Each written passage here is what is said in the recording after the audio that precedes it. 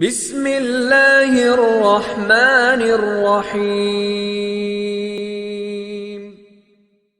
معزز ناظرین کرام، ان 4 باتوں کا خیال رکھیں اگر آپ خود کو مثبت شخصیت بنانا چاہتے ہیں۔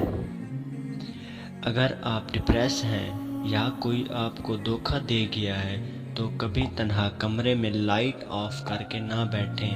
یہ جو اندھیرا ہوتا ہے انسان کو یہ بتا رہا ہوتا ہے کہ اس کی زندگی میں کچھ باقی نہیں ہے، وہ اکیلا ہے اور سب مطلبی ہیں، یعنی مزید ڈپریس کرتا ہے۔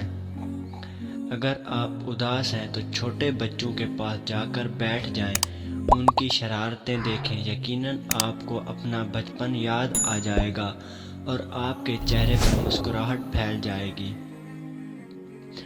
اگر کسی کو لگے کہ اس کی زندگی بے معنی ہے اور سب کچھ ختم ہو چکا ہے، وہ بیکار ہے، تو اسے چاہیے 2-4 کامیاب لوگوں کی لائف پڑھے۔ انسپائریشن ملے گی کہ زندگی میں کچھ پانے کے لیے بہت کچھ کھونا پڑتا ہے۔